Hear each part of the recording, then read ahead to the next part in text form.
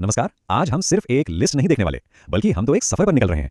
एक सांस्कृतिक सफर जो हमें सीधे उत्तराखंड के दिल में ले जाएगा। तो हमारा गाइड क्या है? ये दस्तावेज, लेकिन इसे सिर्फ एक दस्तावेज कहना ठीक नहीं होगा। ये तो एक खजाने का नक्शा है, एक ऐसा नक्शा जो हमें 13 अलग-अलग जिलों की अनोखी पहचान तक ले जाएगा। और जानते हैं, हर जिले की अपनी एक अलग ही कहानी है। तो चलिए शुरू करते हैं सफर को। तो इस सफर में हमारा पहला पड़ाव है पहाड़ों का स्वाद। हम बात करेंगे उन अनोखे, उन असली जायकों की जो सीधे इस इलाके के पहाड़ों और मैदानों की मिट्टी से निकलते हैं।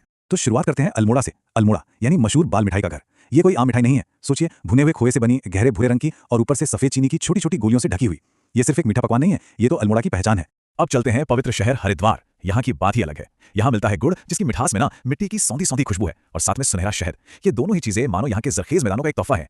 और ये स्वाद का सफर यहीं खत्म नहीं होता। एक तरफ है पिथौरागढ़ की मशहूर मुनस्यारी राजमा। कहते हैं कि हिमालय की मिट्टी और पानी ही इसे वो अनोखा स्वाद देते हैं। तो दूसरी तरफ बागेश्वर के पौष्टिक मंडुआ बिस्कुट, जो पहाड़ों का एक बहुत ही सेहतमंद अनाज है। मतलब जायके भी उतने ही अलग अलग हैं जितने यहाँ के खूबसूरत नजारे। तो खाने पीने की बातें तो हो गई, अब आगे बढ़ते हैं। अब हमारी यात्रा हमें ले जा रही है यहाँ के हुनर की दुनिया में, हाथों के हुनर की। ये वो कमाल की कारीगरी है, वो परंपराएं हैं जो पीढ़ियों से एक हाथ से दूसरे हाथ में सौंपी जाती रही हैं। यहाँ देखिए, हुनर की कितनी बड़ी रेंज है। चमोली में हथकरघा और हैंडीक्राफ्ट्स हैं, तो चंपावत में लोहे से बने प्रोडक्ट्स, उत्तरकाशी अपने ऊनी काम के लिए जाना जाता है, और नैनीताल की ऐपन कला और कैंडल क्राफ्ट। ऐपन कला त्योहारों और खास मौकों पर घर के आंगन को सजाने की वो खूबसूरत पारंपरिक पेंटिंग। सच में हर कला अपने आप में एक पूरी कहानी समेटे हुए है।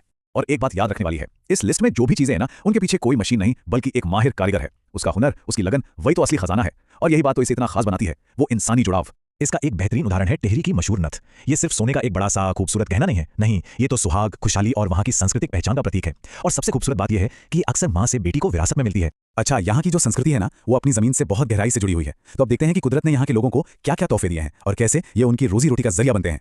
इस पूरे इलाके की जो रिच बायोडाइवर्सिटी है, वो सीधे सीधे लोगों की कमाई का जरिया है। जैसे पौड़ी में हर्बल प्रोडक्ट्स हैं, टिहरी में नेचुरल फाइबर से बनी चीजें हैं, तो उधम सिंह नगर में मेंथा ऑयल और मूंछ घास के प्रोडक्ट्स। मतलब कुदरत ने यहाँ के लोगों को हर तरह से नवाजा है। तो कुल मिलाके 13 जिले, और हर जिले का अपना एक खास प्रोडक्ट, जो सिर्फ एक चीज नहीं है, बल्कि अपने लोगों की, अपनी मिट्टी की और अपनी परंपराओं की एक कहानी सुनाता है। और इसीलिए ये सब इतना ज्यादा मायने रखता है। तो अब जब हमारा ये सफर खत्म होने को है, तो एक बार सोचते हैं कि ये जो सारी अलग अलग चीजें हमने देखी, जब इन सबको एक साथ मिलाकर देखते हैं, तो ये आखिर क्या बनती हैं? ये बनती हैं एक विरासत। तो सवाल ये उठता है कि ये कलाएं, ये स्वाद, क्या ये सिर्फ बेचने के लिए प्रोडक्ट्स हैं, या फिर ये एक पूरी संस्कृति की कहानी है?